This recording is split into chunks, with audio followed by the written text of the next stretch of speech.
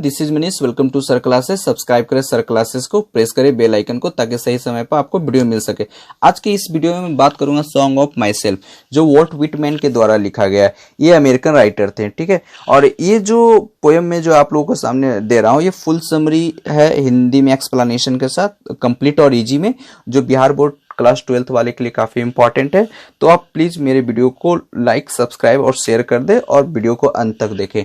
Next video में डालूंगा, उसमें आपका ऑब्जेक्टिव और आंसर क्वेश्चन रहेगा, तो इसलिए आप मेरे चैनल के साथ बने रहें। तो बिना डिले के वीडियो को स्टार्ट करते हैं। स्टूडेंट्स, आज की इस वीडियो में मैं बात करूंगा सॉन्ग्स ऑफ माई सेल्फ, जो वॉल्ट विटमैन के द्वारा लिखा गया है। वॉल्ट विटमैन जो थे अमेरिकन एक पोएट थे, ठीक है ना। तो सॉन्ग्स ऑफ माई सेल्फ जो जनरली जो बात करती है ना, जो नॉर्मली कॉमन पीपल्स जो होते हैं, उनकी जो कॉमन थिंग्स होते हैं, उसमें कॉमन कैरेक्टर्स जो दिखने को मिलता है, वो उस पर ये लिखते थे। इनको जनरली मतलब कह सकते हैं कि आम लोगों के बीच में जो कॉमन चीज़ें दिखती है ना, वो सारी चीज़ों को ये अपने एक पोएम में मतलब इंक्लूड करते थे, ठीक है। तो वॉल्ट विटमैन जो था, तो जो थे ना, तो इनको द पीपल्स पोएट इसलिए भी कहा जाता था। ये काफ़ी इंपॉर्टेंट हो जाता है कि वॉल्ट विटमैन को कौन सा ऐसा राइटर है जिन्हें पीपल्स पोएट कहा जाता है। तो Walt Whitman was the people's poet. तो हम लोग फर्स्टली इसमें आज की वीडियो में हम बात करेंगे वॉल्ट विटमैन के बारे में, देख लेंगे, डिस्कस कर लेंगे, उसकी समरी देख लेंगे लाइन बाय लाइन। तो आप मेरे वीडियो के साथ बने रहें और चैनल को अगर आप सब्सक्राइब नहीं किए हो तो प्लीज़ सब्सक्राइब कर दो, दोस्तों के साथ आप लोग शेयर कर लो। और दूसरी बात कि लाइक तो बनता है, आप लाइक जरूर कर देना। और किसी भी तरह से कोई भी डाउट हो तो विदाउट हेजिटेशन, बिना कोई घबराहट के, आप मेरे कमेंट बॉक्स में आप कमेंट करके आप बता सकते हो, पूछ सकते हो, ठीक है। हम आपको सब सारे टोटली आपके डाउट को क्लियर करने की कोशिश करेंगे। तो स्टार्ट करते हैं। तो पहला जो ये वॉल्ट विटमैन को पीपल्स पोएट कहा जाता है, मैंने बताया। वॉल्ट विटमैन का जो जन्म हुआ था 31 मई 1819 को हुआ था, west hills on long island, New York में, ओके, अमेरिका। ही was the second son of Walter Whitman. Walter Whitman के ये दूसरे बेटे थे और ये एक हाउस बिल्डर थे। मतलब इनके फादर जो थे ना, हाउस बिल्डर बोल सकते थे। एंड लुइजा वैन, जो इनकी माँ का नाम था Louisa Van Velsor. At the age of 12, जब ये अब इनकी उम्र जब 12 वर्ष की थी ना, तो Whitman began to learn the printer's trade, है ना, and fell in love with the written word. कह रहे हैं कि लर्न टू प्रिंटर्स ट्रेड, मतलब कह सकते हैं प्रिंटर ट्रेड में इन्होंने मतलब कुछ स्टार्ट किया, सीखें, और love with the written word, और मतलब प्रिंटर वाले जो जॉब में रहे ना, वो काम जब करना स्टार्ट किया तो उनसे उनको प्रेम हो गया लिखने से, है ना, written word. Largely self taught read voraciously, ठीक है ना। तो यहाँ पर वोरेशली का मतलब होता है ग्रेडली या फिर लगातार। Becoming acquainted with the works of, मतलब एक्वेंटेड का मतलब होता है यहाँ पर परिचित का सेंस है। Acquainted of the works of Homer, Date, Shakespeare and the Bible. तो ये दाते, होमर और शेक्सपियर से काफी मतलब जुड़े हुए, जुड़ना का मतलब उनके लिखे हुए कंटेंट को पढ़ते थे और बाइबल्स को भी काफी अच्छे से अध्ययन किया था। तो उसका भी वो मतलब उन सभी उनकी राइटिंग से काफी प्रभावित थे।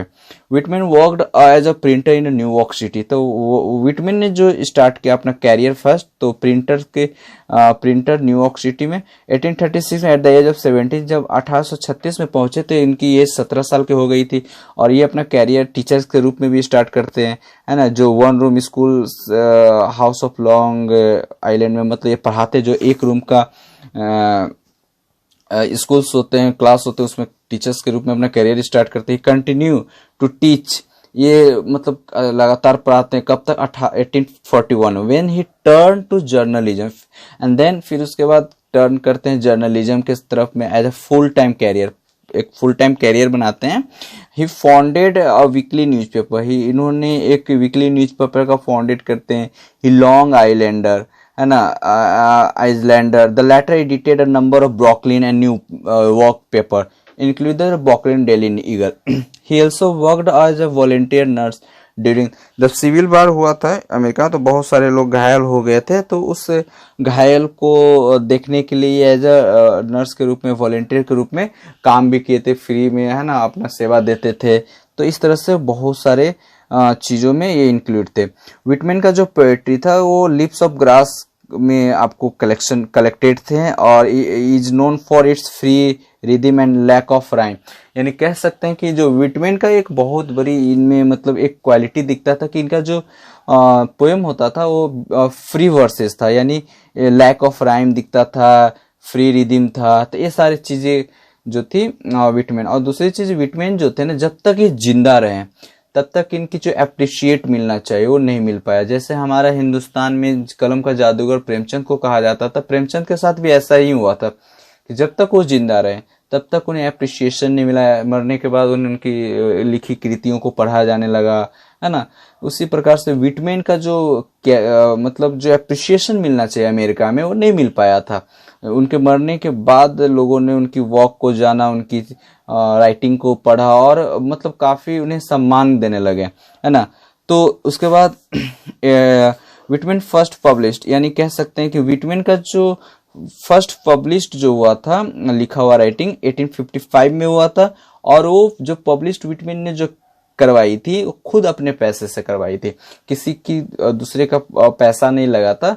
और मतलब कह सकते हैं, लेकिन वो जनरली ये जो फ्री वर्सेज और कॉमन मैन के लिए जो लिखते थे, जो कॉमन थिंग्स पर ये बातें करते थे, इस अब ये वजह हो या कुछ और भी वजह हो सकती है जिसकी वजह से अप्रिशिएशन उनकी कामों को अभी तक नहीं मिल पाया था जब तक वो जिंदा थे। इंपॉर्टेंस ऑफ इंडिविजुअल वे are not received at first. In 1873 Whitman suffered a stroke. 1873 में विटमैन सफर्ड हो जाते strokes, the left him partially paralysed, और वो पार्शियली पैरालाइज्ड हो जाते हैं लेफ्ट साइड से। His important work include leaves of, इनके जो वर्क्स है इम्पॉर्टेंट वो लिप्स ऑफ ग्रास में है शामिल, और ड्रम टैम्प्स में 1866। हिज डेथ, इनका मृत्यु जो हुआ था 26 मार्च 1892 को हो गया था। ठीक है ना। अब हम बात करते हैं समरी का। अब हम यहाँ पर पोएम की बात करते हैं, तो पोएम का जो लाइंस को हम लोग देख लेते हैं लाइन बाय लाइन और उसको डिस्कस करते हैं कि किस लाइन में क्या पोएट के अकॉर्डिंग पोएम के मतलब पोएट ने क्या कहना चाहा है और उससे हमें क्या इंस्पायर्ड होते हैं हम लोग, क्या सीख मिलती है, मोरल नॉलेज क्या है। तो ये सारी चीजों को हम लोग देख लेते हैं। तो I celebrate myself and I sing myself and what I assume you shall assume. तो I celebrate myself and sing myself and what I assume you shall assume। इस दो line में poet का कहना है कि मैं अपने आप में खुश रहता हूँ, मैं हर एक पल हर एक क्षण को जीने की कोशिश करता हूँ, मैं खुद में यानी खुश रहता हूँ, मैं हर एक मोमेंट को एंजॉय करना चाहता हूँ एंड वॉट हर एक पल को जीना चाहता हूँ, है ना। पोएट ये कहते हैं। ठीक है। तो नेक्स्ट लाइन को देख, और खुद में ही गाना गाता हूँ और मस्ती में रहता हूँ। गाना गाने का मतलब ये होता है कि सुख में भी और दुख में भी, दोनों में मतलब सुख से उतावला नहीं होना है और दुख से घबराना नहीं है, हैप्पी रहना है, पॉजिटिव एनर्जी के साथ रहना है। यहाँ पर पोएट और भी कह रहे हैं कि भाई एज्यूम करना मतलब जिस प्रकार से मैं खुश रहता हूँ, है ना, उस प्रकार से आप भी खुश रह सकते हैं। जिस प्रकार से मैं सोच रहा हूँ उस प्रकार से आप भी सोच सकते हैं, ऐसा नहीं है। इसलिए मैं कह रहा हूं क्योंकि हम और आप दोनों उसी एटम से बने हुए हैं। जिस एटम से मैं बना हूं उसी एटम से आप भी बने हो, उसी मिट्टी से आप बने हो। तो फिर हम खुश है तो आप क्यों खुश नहीं रह सकते हो? आप क्यों हमेशा मतलब कह रहा है पोएट कि यहाँ आप मतलब खुश रहने की कोशिश करो, है ना, ये सारी चीज। नेक्स्ट लाइन में बोला गया, I loaf and invite my soul, I lean and loaf at my ease observing a sphere of summer grass. इसमें कह रहा है कि मैं इधर उधर मतलब इस पृथ्वी पर हरियाली नेचर को मतलब नेचर में भटकता हूँ, नेचर में घूमता हूँ, नेचर को समेट लेना चाहता हूँ। आई लीन लॉफ माई ईज ऑब्जर्विंग स्फेयर, मैं सब चीज के ऑब्जर्व करता हूँ, देखता हूँ, उसे एंजॉय करता हूँ। दूसरी बात कही गई है यहाँ पर कि जिस धूप में घास जो होता है वो मतलब नुकीली, यानी इस पर का मतलब यहाँ पर हुआ नुकीली घास, जो समर में जो घासें निकलती है नुकीली होती है।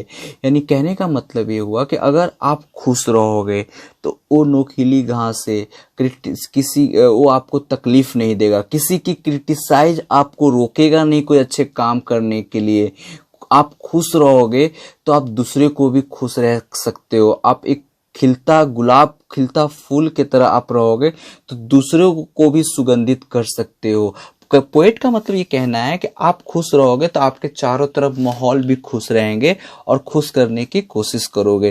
तो यहाँ पर यही चीज कहा गया है कि आप खुश रहते हैं तो आपको नुकीली घास से, इस तरह से नुकीली चीज, किसी की करवाहट आपको नुकसान नहीं पहुंचा सकता है। नेक्स्ट लाइन में बोला गया, my tongue every atom of my blood form from the soil this air, यानी मेरी जो टंग है, मेरा जो ब्लड है, मेरा जो ब्लड एटम है, मेरा जो शरीर है, ये इसी मिट्टी से, इसी हवा से, इसी इन्वायरमेंट से बना हुआ है। यानी जो वॉल्ट विटमैन है वो अमेरिकन पोएट हैं, इसी वजह से वो बोलते हैं कि वो अमेरिका के बारे में डिस्कस कर रहे हैं। वो वहाँ अपने मातृभूमि के बारे में बता रहे हैं कि इसी मातृभूमि से मैं जुड़ा हूँ और इस मातृभूमि के मिट्टी से, हवाएं से मेरा ये हर एक जो शरीर का जो हर एक एक टुकड़ा, एक एक एटम जो है वो बना हुआ है।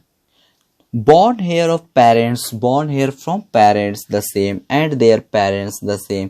यहाँ पर कहा जा रहा है कि जो मैं यहाँ जन्मा, मेरे माता पिता भी यही जन्मे, मेरे माता पिता का पेरेंट्स भी यहीं जन्मे, and their parents the same, और उनके भी पेरेंट्स यहीं पर जन्मे, यानी इसी मिट्टी से जुड़े हुए हैं। यानी हमारे जितने भी परिवार हुए, जितने भी फैमिली मेंबर्स हुए, सब इसी मिट्टी से जुड़े हुए हैं। ठीक है।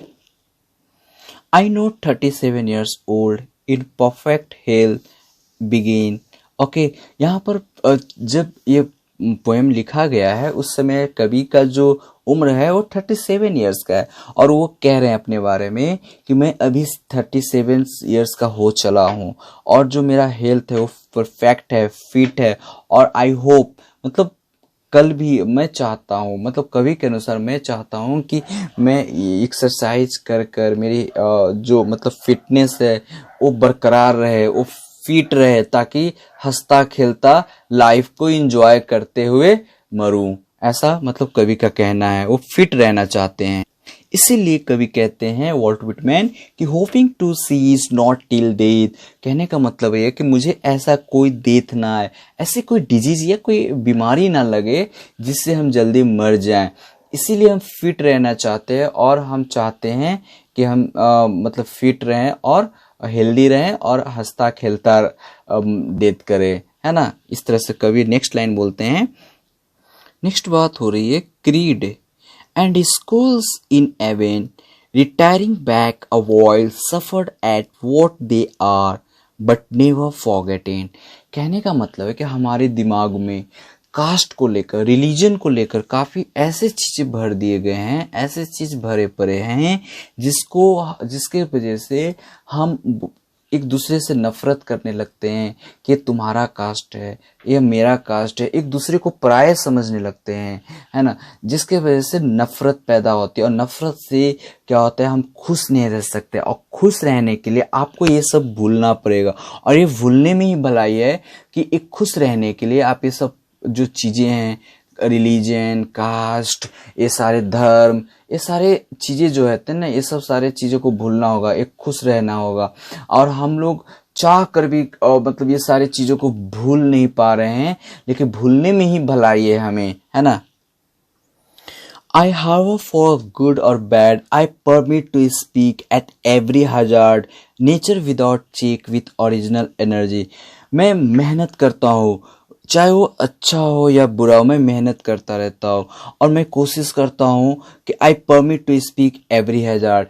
यहाँ पर सेंस ये है कि अगर मेरे बारे में या दूसरे के बारे में जो गलत है उसको गलत कहेंगे और जो सही है उसको सही कहेंगे, सही को हमेशा साथ देंगे या गलत को हमेशा साथ नहीं देंगे, गलत को हम लोग सही करने की कोशिश करेंगे। तो हजार्ड का मतलब यही होता है कि हम हमेशा उन लोगों के साथ खड़ा हूँ जो मतलब सही कर रहे हैं। मैं मेहनत करता हूँ, मैं चाहे वो अच्छा हो या अगर मैं मेहनत करता हूँ और हमेशा, तो वो सारे सिचुएशन में जो गलत हो रहा, मान लेते एक सही इंसान के भी साथ गलत हो रहा है तो उस सिचुएशन में भी उनके साथ रहता हूँ और आवाज उठाने के हमेशा तैयार रहता हूँ। यहाँ पर मतलब यही कहा गया है पोएट के अनुसार। नेक्स्ट लाइन में कहा गया nature without check with original energy. इस लाइफ लाइन में बहुत ही इंपॉर्टेंट चीज कही गई है कि nature without check with original, यानी नेचर जो होता है एनर्जी, पॉजिटिव एनर्जी से भरा पड़ा होता है। बस अगर हमें पॉजिटिव रहना है, हमें एनर्जेटिक रहनी है, इस नेचर ने तो हमें बहुत कुछ दे रखा है, हमें अब इन्हें देना है। कहने का मतलब इन्हें संभाल कर रखनी है, इन्हें दूषित कम करना है। ये क्योंकि हमारी जन्म भी इसी मातृभूमि में हुआ है और इस मातृभूमि को, इस नेचर ने हमें बहुत कुछ दे रखा है और हम जब इसे बर्बाद कर देंगे तो हम सही से खुश नहीं रह पाएंगे। इसलिए हमें खुश रहना है और नेचर को बचा कर चलना है, बुरे लोगों के साथ नहीं देना है। दूसरी बात है कि उन लोगों को साथ हमेशा खड़ा रहना है, जो अच्छे लोगों के साथ गलत हो रहा है तो उनके साथ खड़ा रहना है, उनके खिलाफ आवाज उठाना है कि क्यों गलत, ये सारी चीजें। और दूसरी चीज होती है कि हम अपने जो लाइफ है वो अपना खुश होकर जिए, है ना। ऐसा नहीं है कि आप परिस्थिति को, हर एक परिस्थिति में आप खुशी रहे, हर एक मोमेंट को आप जीना सीखें। ये सारे चीजें इस पोएम में कहा गया है। तो पोएट यहाँ पर यही चीज कहना चाह रहे हैं कि भाई आप अच्छे से रहोगे, अच्छे से खाओगे, अच्छे से पियोगे, अच्छे से खुश रहोगे तो आप क्या करोगे कि आप कोई भी काम जो कर रहे हो उसको अच्छे से करोगे। और जब अच्छे से करोगे, आप अपने बारे में सोच रहे हो, अच्छा से रहोगे तो दूसरे के बारे में भी सोचोगे और हमेशा अच्छा सोचोगे। और जब अच्छा सोचोगे तो समाज के लिए, देश के लिए, इस प्रकृति के लिए, सबके लिए अच्छा होगा। ये पोएम काफी मतलब अच्छा था और ये समरी आप लोग देख लेंगे, है ना। उसी सारे चीजों को इस समरी में मैंने लिखा हूँ, आप इस चीजों को आप नोट डाउन कर लेंगे, है ना। वीडियो को पॉज करके आप इसको नोट डाउन कर लेना।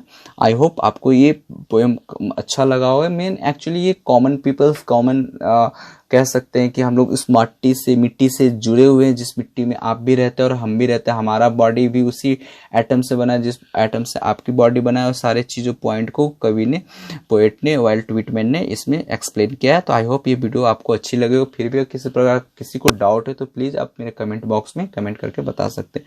Thank you for watching my video. और नेक्स्ट वीडियो में आपको ऑब्जेक्टिव और आंसर क्वेश्चन दो, तो उस वीडियो को भी देखना ना भूलना आप लोग। और नेक्स्ट आप मेरे चैनल को सब्सक्राइब कर दो अगर आप चैनल को सब्सक्राइब नहीं किया तो। Bye bye, Tata.